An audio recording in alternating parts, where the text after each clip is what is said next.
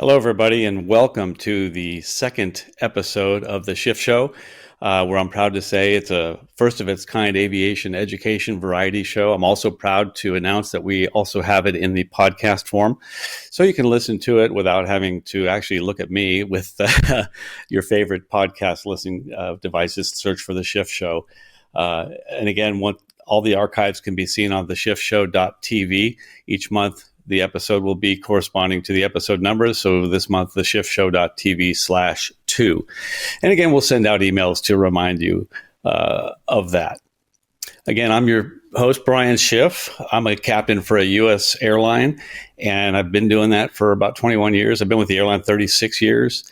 I'm type rated in a bunch of airplanes and a Gold Seal flight instructor. I got my CFI when I was 18. I've been actively instructing ever since. FAA Safety Team Representative, and I'm on the board of directors for the National Association of Flight Instructors, where I proudly help flight instructors do their jobs as CFIs and try to help promote safety. And I'm here doing this to kind of give back to industry as well, talking about some of the things that I've learned over the years. And, just studying for a program like this and preparing for it and then getting all the questions from you guys really has expanded my knowledge to the point where I just would feel guilty if I didn't try to share it with you. So thank you for joining us tonight. We'll move on. I also want to thank our sponsor for making this possible, Avemco. Without them, I think there would be a rudder on my first Citabria I learned to fly in that I would have had to pay for out of pocket. And all the things that could possibly go wrong that I'm actually hoping never go wrong, but they happen. Boy, you hear about tow bars getting left on airplanes or, while they're trying to start it and things like that. And you just never know what can go wrong or when someone else can have something go wrong and damage your airplane. Certainly, I wouldn't have an airplane without it, so I basically look at they're the step parent of my airplane as Avemco. Be sure to call them, and also just mention that you watch the SCHIFF Show, and you'll get a discount for that as well. So be sure to call them up if you don't have Avemco, get a quote, and thank them for sponsoring the show, first of all, but then also for the great deal you're going to get on protecting your aircraft. Tonight's episode is also eligible for FAA Wings credit.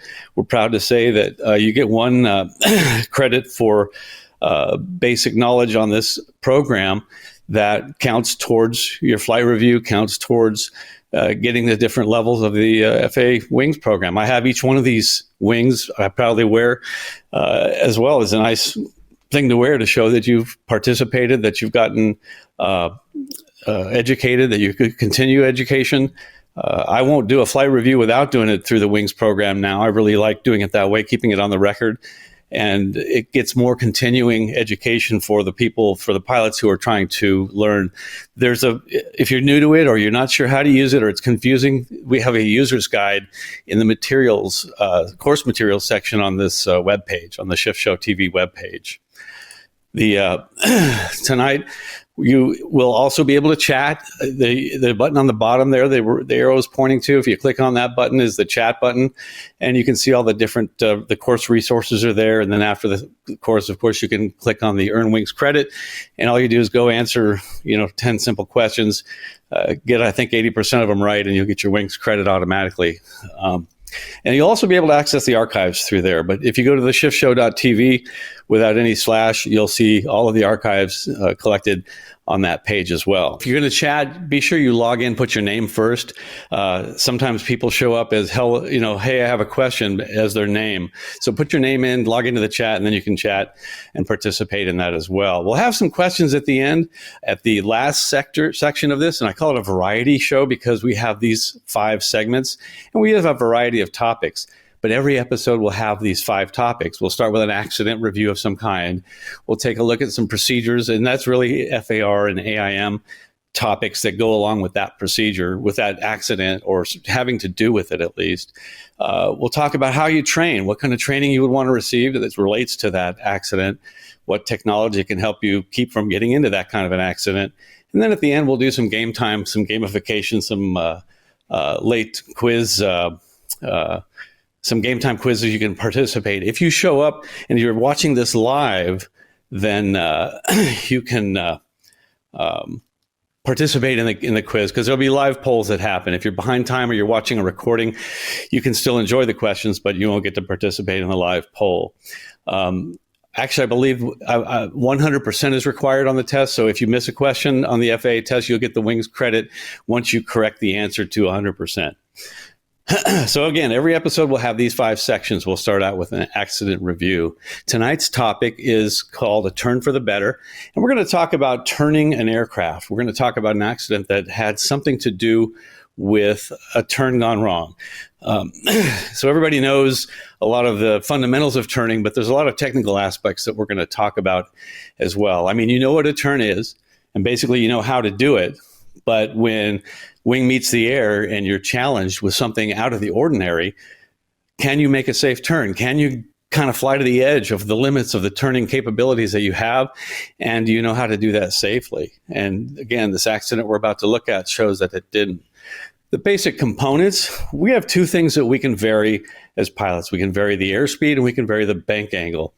Those will affect stall speed, load factor, rate of turn, and turn radius. The wind can also have an effect on how our turn comes out, how it turns out, and that will affect the turn radius, obviously, and we'll show some pictures of how that happens. It's common sense, but it's also something I think we need to be a little bit more aware of than most pilots are.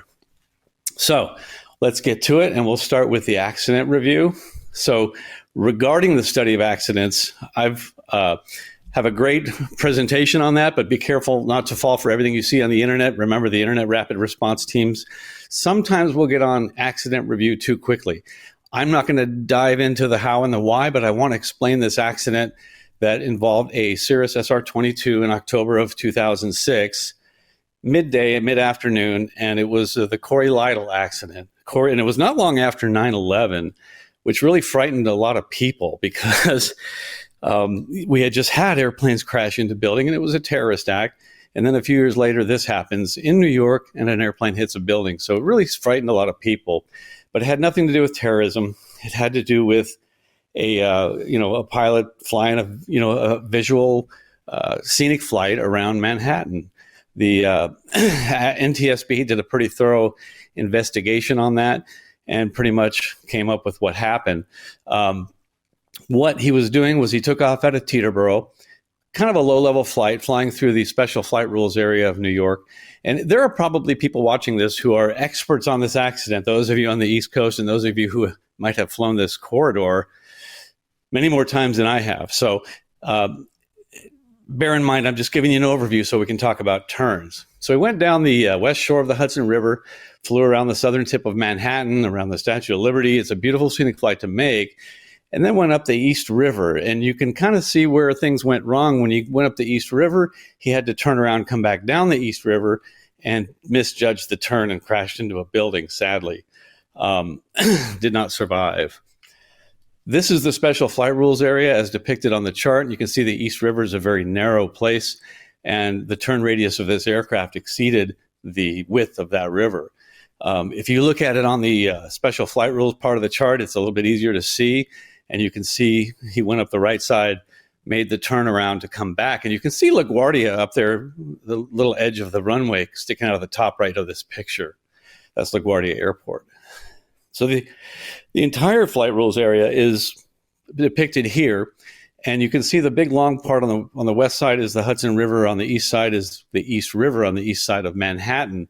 And this is where the problem happened, is where they would turn around up at the end of this. You're allowed to fly in here up to 1,100 feet. You got to be below 1,100 feet. And you go up and down the river and you can't cross over either shoreline. So the NTSB looked at it and saw and plotted the radar hits from different radar sites from JFK, LaGuardia, Newark. And that's why the different colors. And you can see the track where he went up the east side, maybe arguably the middle of the river, and then made the left turn around the island, but the radius was just too big. Notice the wind. The wind was a 13-knot wind from the right, from the east, and he made a left turn. So while he was in the middle of that turn, he picked up a 13-knot tailwind. That tailwind drastically affected the turn radius on that, and the airspeed of the airplane as well. I don't know why, if you look at it from the point of view looking south, You can see the wind coming from the left now. He came up the left side of this picture and made his left turn around to go back the other way toward the buildings and into that, with the tailwind, I should say. I'm not sure why he didn't come up the other side and make the turn to the right into the wind, which would have drastically reduced the turn radius. And on top of that, there's not a lot to hit over there if it goes wrong and you do go a lot wider than you thought you'd go. Again, that wind is critically, like I showed in this chart, affects your turn radius. It has a drastic effect. And I'll show you some examples of that as well. The NTSB calculated with pretty close precision, and they give a lot of information and data here that you probably wish you would have in your airplane flying manual, your POH. But they calculated that the SR-20 cannot turn around in that area, especially with that tailwind. Now, maybe turn the other way into the wind, it might have been possible. But even if it wasn't, again, no buildings on that side. If we look at the POH and we look at maneuvering speed for the SR-20, we'll see that at a 45-degree bank angle, the stall speed is 81 knots in a 45-degree bank. It's 74 knots in a 30-degree bank. So those would be the minimum speeds, obviously, that you'd want to turn. That's clean and level flight. The maneuvering speed is probably something you'd want to consider as well. And at the weight he was, I estimate a 120 was approximate maneuvering speed. So again, with that in mind, we'll take a look at some charts. I'm going to show you how to look at this in a little bit later, but the aerodynamics for naval aviators, which if you use ForeFlight, you have this book, and I'll show you how to find it later. But it's got a great chart, and it shows you how to use your true airspeed and bank angle and see what your turn radius is going to be. But I'm also going to talk about something that you can do yourself to learn, or go to the CFI. If you're a CFI, you should teach your students to do this as well. Again, if you have ForeFlight, you have this book, and we're going to take a look at this chart in a little bit, and I'll also show you how to find that chart in the documents section of ForeFlight. So the issues involved with this accident were wind awareness, and I got to think he didn't know the direction of the winds because of the turn he made toward the buildings and into the, with the wind, making that downwind turn. Not the downwind turn that everybody argues about, just the fact that we picked up a ground speed enough to increase the turn radius a lot greater than he thought he would. Maybe he's worried about getting in trouble with the FAA or ATC, and maybe that worry overrode the need to preserve oneself and not crash. But I think a lot of pilots give too much stress to not busting airspace or not following a rule when things go south. Remember, we can get rid of those rules. They don't apply. We can break any rule in the interest of safety if needed to meet that emergency or some non-normal situation. He was also new to the aircraft. He had just purchased that Cirrus and had like 8 hours in it. And he had recently got his private pilot in a 172. So a high performance aircraft was also new to him. He did, however, have a CFI on board. And I do give a lot of fault to the CFI in that case, because with an instructor on board, with an inexperienced pilot and new to the airplane, I would think that the CFI would have taught something. So if you're an instructor and you're paying attention to this, maybe you can glean something out of this that you can add to your teaching shtick with your students. I know that every time I take my students up, I always want them to know where the wind's coming from. They can look at smokestacks or a tractor kicking up dust or flags, any kind of hints, because they're going to lose an engine on that lesson at some point, and they want to crash land into the wind. So I make an exercise of that. And we'll talk about some ways you can do that as well. The NTSB came up with the probable cause that the cause of this accident was the pilot's inadequate planning, judgment, and airmanship in the performance of a 180-degree turn maneuver inside a limited turning space. So arguably, this scenario probably could have used a little bit more planning. And pilots is plural because there were 2 pilots on the airplane. Right after this accident, a NOTAM was issued, effective immediately. Single-engine airplanes could not fly up the East River, or propeller-driven airplanes, and without getting permission. And in fact, still, if you look at the special flight rules area, airplanes can't fly up there unless they have specific permission and they're being controlled by ATC. That's still true today for that part of the East River part of the special flight rules area, which I think is a good idea. So moving on to the next section is procedures. This section will typically talk about FARs and AIM topics, paragraphs that have to do with this accident. There's not a whole lot that have to do with turns, but we'll get into a little bit of it, but I'll sacrifice a little bit of this section to get to spend a little bit more time on the training part. So let's talk about procedures. The regulations require that each pilot in command, before each flight, become familiar with all of the available information for that flight. And I would think that would be looking at the route, looking at, hey, if I'm going to do the scenic flight and go up here, you would see I've got to make a turnaround here, and this looks like a pretty narrow area. So I would expect that a pilot would be planning for that. So regulations require that.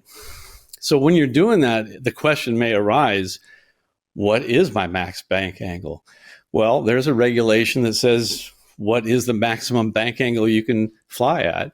Aerobatic flight means an intentional maneuver involving an abrupt change in aircraft attitude in abnormal acceleration, or is not necessary for normal flight. So if you have to do something out of the ordinary, that's considered aerobatics. It's a very general and broad term. But it also says if you're going to do aerobatics, these are the places you can't do it. And that's pretty much most places, and especially here in the special flight rules area. I would say that a maximum bank, I would teach a private pilot who's trained and tested at 45 degrees that they should plan 45 degrees. A commercial pilot is trained and tested up to 55-degree bank. So that should be the maximum you would plan for. And we'll talk about how to figure out how much turn radius with those bank angles that you'll need. The other thing that kind of relates to this is that 91307 says that a parachute is required if you're going to exceed a 60-degree bank angle or 30 degrees of pitch up or down. So obviously, you need to have a parachute if you're going to exceed those limits. So those would be some limits that I would consider as well. Many of us have probably busted that. But in any event, it also talks about carrying a person. And there's new definitions of that. And I would encourage you to read up on that. I don't want to get into it tonight. But, is a flight instructor and a student, does that consider a person or a passenger? So that's a whole other topic. And there are plenty of videos out on that. It does say crew member. And I will refer to that because I hear a lot of people misuse the two terms, crew member and flight crew member. And this has nothing to do with turning, but it was in the last regulation I showed. So I hear a lot of people interchange crew member with flight crew member, and they are not the same thing. So looking at part one of the FARs, a crew member is somebody who can be anywhere on the airplane performing duties. For example, a flight attendant. A flight crew member is somebody who is part of the flight deck crew or the cockpit crew, a pilot flying the airplane, or a flight engineer. So that's the difference between flight crew member and crew member. So just an aside. Another thing is a standard rate turn. That's kind of a procedure that we follow, especially with IFR flying, but as it says on the instrument, it's a 2-minute turn. It doesn't say how much of a turn on the instrument, but we know that to be a 360. And you can remember that because the instrument itself is 360 degrees. So to cover the whole instrument, it's 2 minutes. Not only is it a 2-minute turn for the 360, but it's a 3 degrees per second turn at a standard rate of turn. And that equates to every time you hit one of those big numbers on the heading indicator or the DG, it's 10 seconds. So at a standard rate turn, if you do the appropriate bank and you don't know, it's just 10 seconds to hit each number on there. So 30 degrees is 10 seconds. It's just a good little rule. If you're flying at a non-towered airport or an airport in Class G airspace, the regulations say that you'll make all turns to the left unless it specifies otherwise. And remember that on the sectional chart, now they print in the airport data block, if any of the runways have anything other than left turn for their pattern, there'll be an RP, right pattern, and then the runway designator right after that. So for example, if you're supposed to do a right pattern for runway 12, it'll say RP space 12. And that tells you right there on the sectional. Conversely, if you're flying IFR, holding pattern, standard turn is right turns. Why? I don't know. I think I understand why left turns in the pattern, because the pilots typically sit on the left side of the airplane, And being closer to the left window, you can make your turns to the left. It's easier to see the airport. But I'm not sure why they went with right turns on holding patterns, but that's what it is. So I don't know of a regulation about that. So that's really all I have on procedures, but let's jump to training now. On training, like the things that I teach regarding turns and some techniques. And we're going to kind of focus on this scenario. A lot of training today, these days, is based on scenario-based training, which I think throws a lot of reality to the training. Instead of just saying we're going to go up and do steep turns, stalls, slow flight, and then come back and do some takeoffs and landings, we put a scenario at it. So I think this is an excellent scenario to take this accident and say, our flight today is, we're going to leave Teterboro, and we're going to go up the Hudson River, down the Hudson, go around and do this scenic flight up the east side. We got permission from ATC, and they're being monitored. But we're going to do this. Can we do it? And if we can do it, how can we do it safely? So the scenario is that we'll fly this New York flight, special flight rules area, and we're going to go up that east side. We'll have to turn around and come back. So it might involve a maximum performance turn. So how do you make a maximum performance turn? Is for the small radius in a confined area. Is it a slow airspeed with a shallow bank? Or is it a higher speed and a steep bank? What works best? How would you do that? I don't know the answer to that. So probably most of you don't either. If you don't know, don't go trying it and experimenting. We need to find out ahead of time. Don't try this maneuver without knowing the best way to do it. There is a chart we'll look at to try to figure this out, and that's in the Aerodynamics for Naval Aviators. Once again, they've got this turn radius chart, which is fantastic. Now, this book is also in ForeFlight, and again, I'm going to show you when we get to the technology section of this program where and how to find this book. But for now, just study this carefully, and I'll take a sip of coffee as soon as you have this chart memorized, and we'll talk about it. I'm kidding. We're going to focus on the bottom third of this. As you look at it, you can see it's got like 3 sections. I'm going to zoom in on the bottom part because that's where we're going to look. Now, we're going to start totally at the bottom of the chart and decide what speed we're going to use. In this example, I want to use 65 knots. We'll say we're flying a 172. That's our approach speed, maybe VREF. What kind of turn radius will I have at VREF? Well, let's start at 65 and draw a line. And we're going to go up until it intercepts the bank angle that we want.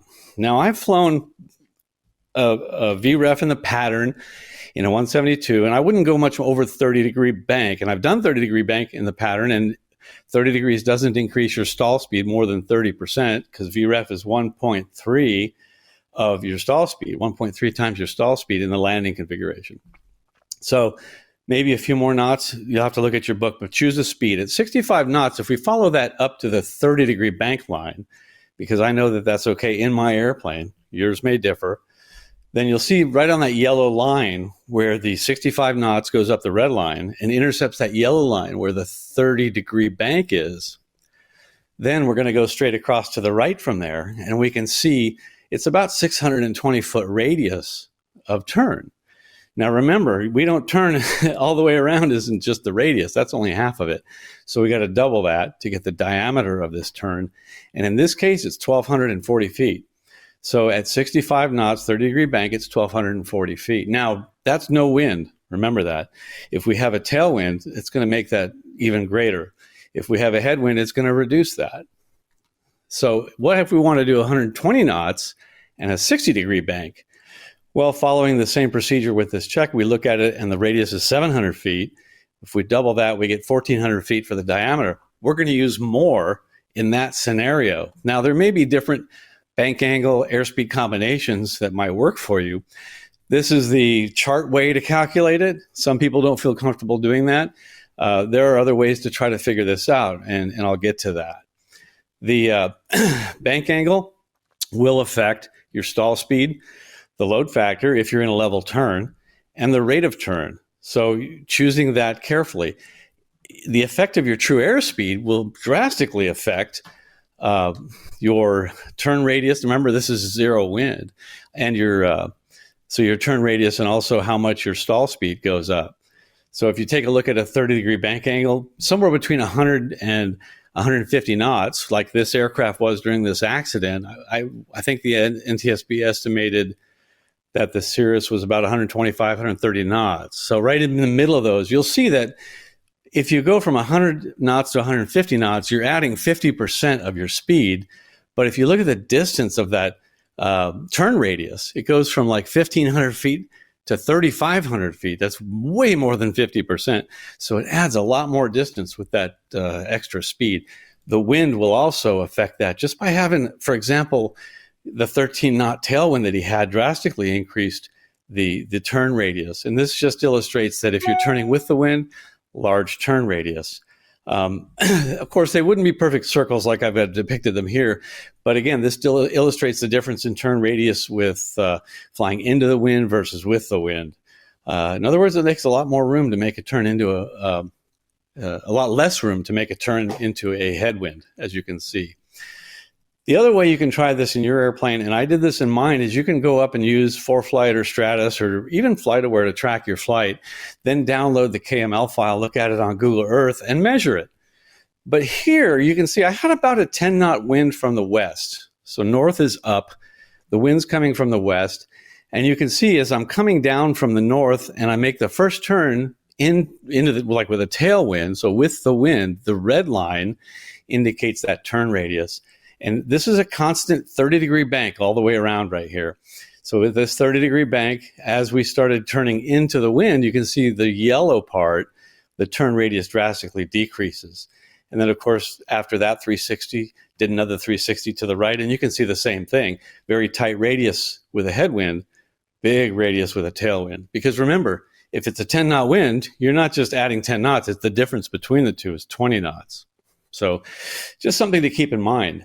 If you want to know the effect of true airspeed, the formulas here that can be found in my flight instructor's book, my father, Barry Schiff, in his Proficient Pilot book. He's got this and that chart that I showed earlier. And I'm not going to go through the formula and figure it out, but you can see, you can look at this again later, pause it and get the formula if you want and play with it and calculate your own radius. But you can see from this that a steeper bank would result in a higher rate of turn and a smaller radius, where a faster airspeed, because of where airspeed is on the formula, results in a lower rate of turn and a much larger radius. So I talked earlier about standard rate turn, and this is the turn coordinator that you'd have in your airplane, and this tells you when you're making a standard rate turn. It doesn't tell you what bank angle to make. Once again, it's 3 degrees per second. It's a 2-minute turn. But at 100 knots, 15 degrees is a good target bank angle to see what bank angle you need to get that standard rate turn. Then you can look at your turn coordinator and see how am I doing, and you can increase the bank angle or decrease it. But a good rule of thumb for figuring out what bank angle you need for a standard rate turn is take the last digit off of your airspeed and add half of it back to it. So if 120 knots, take the 0 off for 12, add half of 12, which is 6, and get 18-degree bank. So at 120 knots, about an 18-degree bank is appropriate for a 2-minute turn. Obviously, the faster you go, the more bank angle it takes to get a standard rate turn. So they limit it, like when you're flying a jet up at high altitude or something very fast, we're going to say, okay, standard rate turn or 25 degrees maximum. So we'll stop it at 25 degrees. I think in a jet doing Mach 7-8 to get a standard rate turn would probably have to turn 40 to 50 degree bank, and that's just not practical. Again, these variables do affect all of those things. So airspeed and bank angle will have effect on those things that I talked about, load factor, stall speed, all that. And the wind certainly has a big effect on turn radius. So what makes an airplane turn? The pilot, right? The pilot moves the flight controls in the position he desires and the way he's been trained, or she, and the airplane turns. No. So basically it's lift. We point the lift where we want it and we pull, we increase lift, and we get a turn. So if we bank the airplane, we pull back a little bit of back pressure, increase the total lift, but it's that horizontal component of lift. And we all get taught that in our training. And I would recommend that if you want to go deeper into the turns and you're going to Oshkosh, go to the Pilot Proficiency Center and take the Learn to Turn courses. You'll get a lot more in-depth knowledge on how to turn an airplane. And it's definitely this pulling. If you do a loop, that's a turn, right, with no heading change, but that's all pull. It's just where you point the lift. If you can picture an arrow coming out the top of your airplane, and where you point that arrow is where the airplane's going to go. So to get it to start that turn, we need to make a roll. We need to roll the airplane to initiate a turn. You must first bank the airplane. How do we get it to do that? I think understanding how and why that works, a lot of students don't get the explanation. I'm going to give you a very basic one, but you'll understand it. But understanding this helps you understand some of the things that can go wrong with a turn and how and why they happen. So really, how do we start a turn? The wing is a certain angle of attack, which is defined by the chord line and the relative wind. That yellow area there is the angle between those two things. So when we put an aileron down, we're changing the chord line. When we change the chord line, the relative wind stays the same. We increase the angle of attack of that wing. Now that wing is producing more lift. Put the aileron back up, we've reduced the angle of attack. Conversely, when you put the aileron up, you're reducing the angle of attack on the wing where the aileron goes up. So if you want to make a left turn, you want the right wing to come up. That right wing needs more lift, and you put the aileron down on that wing and increase its angle of attack. And right now here we're in level flight, two wings with equal lift, equal angle of attack. And we're looking at this aircraft from behind. You're viewing it from the rear, and we're not rolling. But now, if we want to make this airplane turn or start rolling it, we are going to advance the slide, and we're going to put the right aileron down, left aileron up. It's going to roll to the left, get a bigger angle of attack on the right wing, more lift on the right wing, and less angle of attack on the left wing, and less lift on the left wing, and that starts the roll. From that point, now we're pointing our lift in that direction. We're going to get a turn in the left, to the left with this, assuming we're coordinated, of course. Again, put the airplane level again, and we want to turn and roll the airplane to the right. We drop the left aileron. We basically turn the wheel to the right. It puts the left aileron down, increases the angle of attack on that down aileron. I want you to remember that when we talk about slips and skids, because wherever you got the aileron down, that wing has a higher angle of attack. So if you're getting close to a stall, the one with the down aileron is going to stall first because it's closer to the critical angle of attack. Now the airplane rolls to the right. So what is it we get to do as, getting our private pilot and our commercial pilot, it's private. It's pylon turns, but private pilots get to do the turns around a point in rectangular patterns. And this is where we learn the effect of wind on our aircraft. So we try to maintain the same radius around a point. We picture a circle around some tree or a farmhouse or something, and we're going to fly that same radius all the way around. And you notice that when you have a tailwind, it's trying to push you further away. You've got a greater ground speed. That's where a greater bank angle is required. You get around to the other side. Now you're pointed into the wind. To maintain that same radius, now we've got to decrease our bank angle so that we're not turning as many degrees in that short period of time. But when we're traveling fast and have a lot of degrees to turn in that short amount of time, we need to increase the bank angle. So this is where pilots really learn it. It's a great maneuver, and if done properly, will help you understand how the bank angle affects your turn radius. Also, what I like to do before I do ground reference maneuvers is I like to do a wind drift circle first. First, I want my student to know where's the wind coming from. How can I prove it? How can you tell exactly where it's coming from? And now that we can plot our course with breadcrumbs or flight aware, we can do this wonderful thing of drawing the circle. So what I like the student to do is enter a 30-degree bank, maneuvering speed, and just hold a 30-degree bank and just do about 4 circles, 360-degree turns. And you'll see that with that constant bank angle at a same airspeed, you're going to be drifting with that mass of air because you're not making any corrections for the wind. So if you were to draw a line down the center of all those circles in the direction of movement, you'll see where the wind direction is. And how far you move will vary with the wind velocity, obviously. It's a good exercise to do, especially now that you can see your path on the devices that we have. So I want to talk about a slipping turn. A slipping turn is uncoordinated. Basically, it's an uncoordinated turn. It's too much bank for the rate of turn, or not enough or opposite rudder for the way that you're banked. And it looks like this, and you can see the ball is not centered. It's toward the inside of the turn. So slip inside, slip it inside. That is kind of a way to remember that a slip is when the ball is on the inside of the turn. Think of also for a skidding turn, the ball will go to the outside, just like when you're making a skidding turn in a car, is the same thing. Too much turn, not enough bank. And because of that, the kids in the back seat go throwing off to the outside of the turn. Well, that's the ball also is skidding out to the outside of the turn. So I want to show you a video of an aircraft in a slip. A lot of people are afraid, to do a forward slip to landing because they're now slow and they're afraid of a stall. I certainly would not stall the airplane in that situation, but I want to show you what it looks like, where a lot of people think any uncoordinated flight, when you stall, is going to be a spin. It's not necessarily true, and your aircraft may vary. I definitely want you to make sure you know how your airplane behaves, but I'm talking about a 172, and here's a video of a stall during a slip in a Citabria.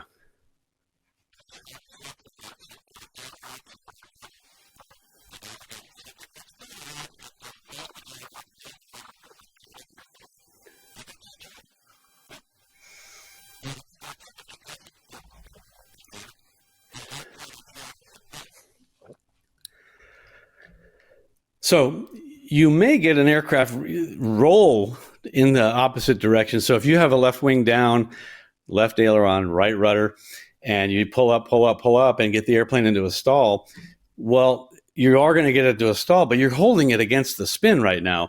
What might happen in a high wing is you might block out the airflow. If you think of where the relative wind is coming from, you might block out some airflow to the rudder surface, and you lose rudder effectiveness and the airplane starts rolling to the right. A lot of people mistake that for an incipient phase of a spin. It's not. It's a roll moment to the right that, if left uncorrected, could develop into a spin, but you've got plenty of time to correct it while the airplane is going, as they say, over the top. The low wings has to come back over the top of the aircraft. So just keep that in mind. Now I want to talk about a skidding turn. A skidding turn is, again, it's uncoordinated. It's a turn. Now, this is something you never want to do. I can't think of any reason to ever do this, where I can think of a lot of reasons to turn while you're slipping, like in flying the pattern, and you're too high and you're making a base to final turn. If you know how to do it and you do it right and receive training on it, you can do a slipping turn. But you never want to skid. Skidding is never, I can't think of a time when you want to do that. The turn rate is too great for the bank angle. Just like driving a car, turning a corner at too great a speed, the car might skid around the corner. Or you're just using too much rudder. If you're just using full rudder and not enough aileron, then you can have a skidding turn. Now, here's a skidding stall. I can get to it. Okay, here's a video of a skidding stall in a Citabria, and it's going to simulate you're on base and you're going to turn final, but you don't want to bank anymore because you don't want to do a steep turn in the pattern, so you mash in on that inside rudder to pull your nose around.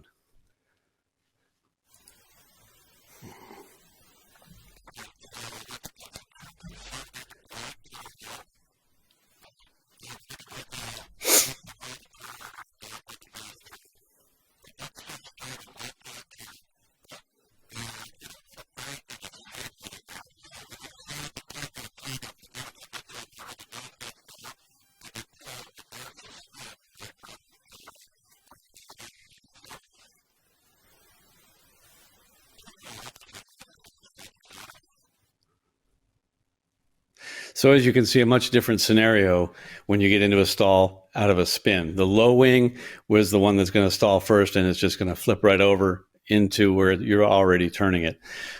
So that can develop pretty nastily and pretty quickly. So be very careful and sensitive as to not get into a skidding turn. If you overshoot your final, certainly keep it coordinated and go around. Some of the common errors that pilots make are all listed in the Airplane Flying Handbook. And I love this, that they've added this in recent years. So the common errors during level turns, climbing turns, and descending turns are listed in here, and I'm just going to go over them. So in the Airport Flying Handbook, failure to adequately clear in the direction of turn for the aircraft for traffic That's a mistake everybody makes climbing and descending. And obviously you need to clear the area when you're going to put your wing in your way and turn toward where traffic could be. Boy, it scares me when pilots don't check the area. It's not just something you need to do on a check ride and then don't ever do it again. Clearing turns and lifting a wing, if you're a high wing, or lowering it and looking up and to the right, down to the left, clear around you before you make any turns. Certainly left and right banks to look at and clear the area.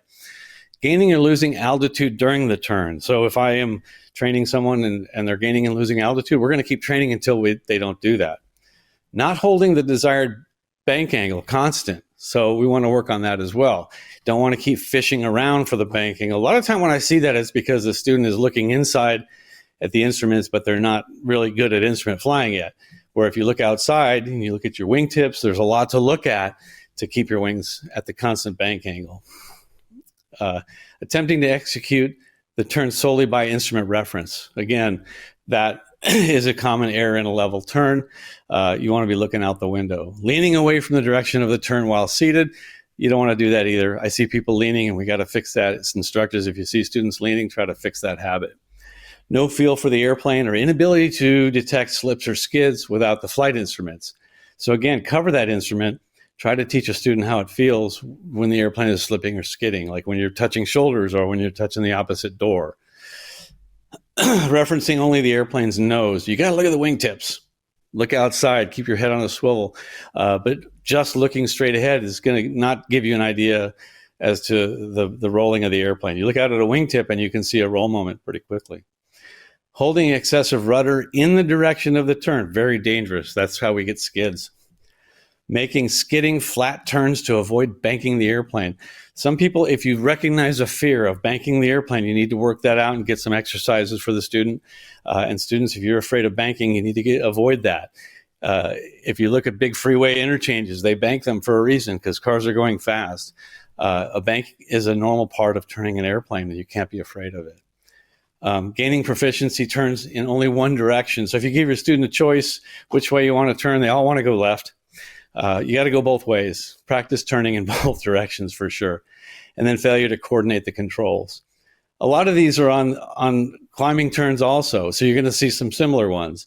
Not holding the bank angle constant, attempting to execute the turn only by instruments, and leaning away from the turn. So a lot of these are the same. And I'm just going to kind of go through here, referencing only the nose and not looking to the side.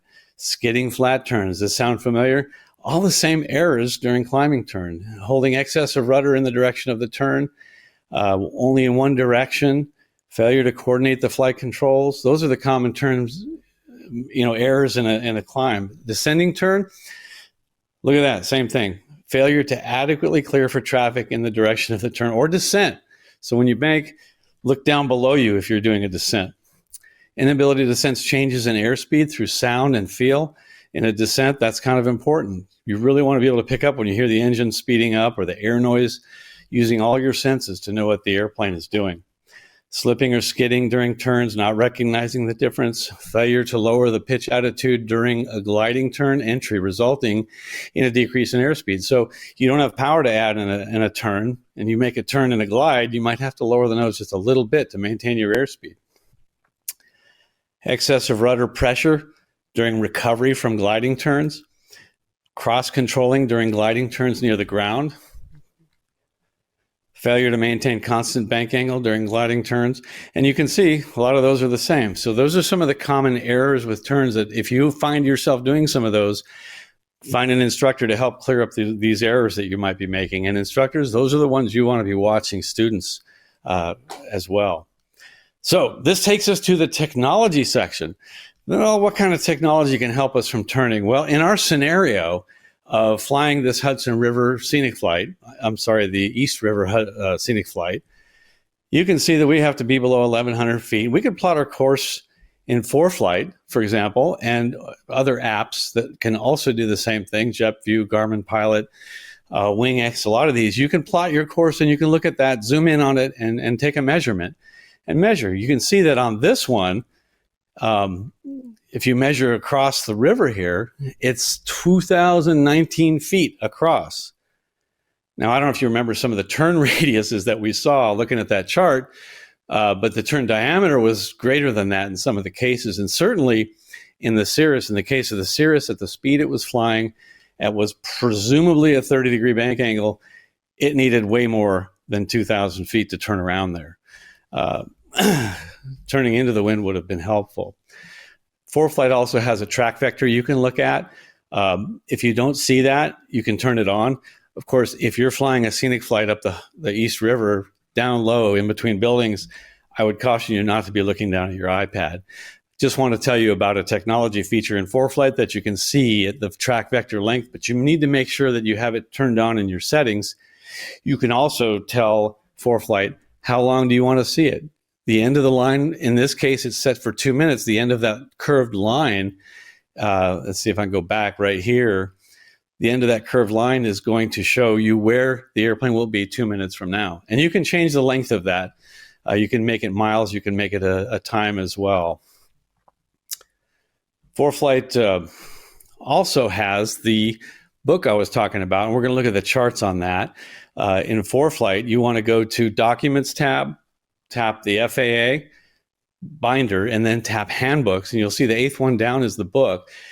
Here, I'll show you. It's ForeFlight, so you want to tap on Documents tab, and then you'll see the FAA drive. On the left side, you'll see the drives, and down below, you'll see what is that? I can't read that one.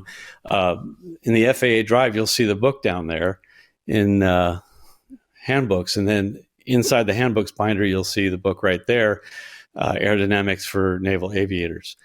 This is what the cover of the book looks like. If you have the real book, that's actually the inside page cover, and that's the book right there. So you can learn your airplane's turn limits. Not term limits, turn limits. You want to make practice turns of a certain bank angle and airspeed, and you can just go fly it, and you need to be aware of what the winds are doing. So maybe flying some wind drift circles and let it track that in whatever app you're using. Flight-Aware can also do it, but it's not quite as good. If you have the best thing to have is a Stratus or a Century, something that has an AHRS and GPS in it that will keep a very accurate track for you. And then go put it in Google Earth afterwards and measure it and see what kind of radius of turn you get in those scenarios. So be sure you can practice that with the ForeFlight track log as well. If you have a G1000, most aircraft have technology like the G1000 where it's going to show you a wind direction and a magnitude. However, there's a little bit of a trap in the G1000 in that if you don't turn it on or you don't have a profile set, you're not going to see it. So here it's set to headwind, tailwind component. But if you're flying a scenario like this, I would want to see the wind vector right there. That way I know when I'm turning into the wind, when I'm turning away from the wind, and you have to select option 2 there. Some airplanes will have option 3, some won't on a G1000. Also, whatever avionics you have, know how to use it, know how to put that up. I suggest you always have a wind vector on. Knowledge is power. So knowing where the wind is coming from can help you a great deal in an emergency landing. But in this case, turning, we want to turn into the wind. Some other technology we have in the airplane is the turn coordinator. Now, a lot of people don't really understand what this does, and they might even mistake the bank that it makes for a bank of the airplane. I can make that thing bank with perfectly wings level just by making a flat wing skidding turn. But you wouldn't want to do that. But you will use this instrument to if you know how it works, you can use it to your advantage. IFR pilots use it a great deal. But this instrument measures 2 things, not just rate of turn. It measures your rate of roll. In other words, your bank angle change. How fast are you changing bank angle? There's 2 gyros in it. It's also measuring your rate of yaw. Actually, the gyro is at an angle, so it can measure 2 different axes. So it's also measuring your rate of yaw. So until you stop rolling, you can't get an accurate read on your actual rate of turn because it might be measuring how fast you're rolling into the turn. You can make that bank left and right while keeping your nose locked on a heading, and you're never actually turning. So it's not measuring rate of turn, obviously. It's measuring your rate of roll, or I like to say how fast the card in your attitude indicator is turning, and it also measures how fast the card in your heading indicator, or DG, is turning as well. All right, how are we doing on time? We're getting there. A lot of information in a very short time. So it's game time. We're going to get to the end. We got some questions here, and these are just fun questions, some trivial, some not, some pertinent, but we're trying to keep it in along with the theme here. So some of the questions I got from my father's test pilot book, 1001 Things You Thought You Knew About Aviation. But boy, I'm still learning. I go look at this book and I'm looking up questions for this program, and I saw a couple that I just hadn't seen before. Where he files all that, I think he's forgotten more than I've ever known. And thank you, Dad, for that. I know you're watching, and I appreciate everything you've given to me and what you've given the aviation public in the form of your books and educational stuff. Hard act to follow, but I'm trying. So here's question 1. Which turn, A, B, C, or D, requires the steepest bank angle? Now you can see, if you haven't noticed it yet, there is a wind here from the top right coming in at it. And if you remember what I said earlier, it might be a little bit of a hint as to which one of these turns might require the steepest bank angle. So while you're answering, I will just say from A to turning from the top down is A, from south to east is C, from east to north is D, and then north to west is B. And I probably should have labeled those in a different order, but I did what I did. Most people get this wrong, believe it or not, or they're all getting it right and I'm wrong. But anyway, I say it's A. The turn A in this scenario requires the steepest bank. It requires the most turning, and it's right when the wind will be right at your tail. In other words, your ground speed is going to be at its highest. And remember, I said that speed will have a drastic effect on your turn radius. So to keep that turn the same radius, you'll need to do it a little bit steeper bank because of that increased ground speed. And you'll also see that because of the crab angle required on each one of these legs, that turn A requires many more degrees of heading change than does turn D, where you're crabbing to the left and then you're still going to crab to the right on the next leg. So it's not quite, now I've exaggerated the crab angle here, but it's just to help you get the idea of how much turn you have to make or not make. All right, question 2. How would you change your heading from north to south without going through east or west? This is a fun one, and I don't recommend everybody try to make this kind of a turn. Is it even possible? If you do a loop, well, I don't know. I might end up on the same heading, but if I can stop halfway through, I don't know. Well, the answer is D. Simply perform half of a loop followed by half of a roll, and that's called an Immelmann turn, named after the gentleman who first did that turn, I guess. All right, so we'll go to question number 3. It's a lot of reading, but let's take our time on this. So you're basically flying to the North Pole under no wind conditions. You're on the 120-degree line of latitude, heading north to the North Pole, and you're flying to a city in Poland that's on 20 degrees east line of longitude. If you're on a true heading of 360 degrees, as shown on your heading indicator, when you reach the North Pole, what heading do you need to turn to track directly toward that city in Poland along a true course of 180 degrees that is also on the 20-degree east meridian? What heading do you need to turn to? So you're going due north on the 120, west, line of longitude, you get to the pole, and you're going to go to a city on the 20-degree east line of longitude. What heading do you turn to? Not as complicated as one might think. I don't know of any other heading that you can turn to when you're flying from the North Pole than south. I don't think you can fly any other heading initially from the North Pole. So it's 180 degrees. You want to fly a heading of south. So any heading of south could point you anywhere on the globe from the North Pole. So that leads to question number 4. In that previous question, in the same scenario, now, how many degrees of turn and in what direction should the pilot turn? If you're going north on the 120 west and you want to go south on 20 degrees east, how many degrees of turn and in which direction do you need to make? Obviously, if you go straight if you're heading 120 to the north, you're on the 120. What bearing are you going to be on when you go hit the pole and go the other way? I guess one could argue it's the reciprocal. Would it be the 300? And then you want to be on the 20. So what say you? Let's see what the answer is. 80 degrees right. If you chose that, you're correct. So you're going to get to the North Pole and you need to make a right turn 80 degrees to that heading of south. There are 360 courses or more from the North Pole heading southbound.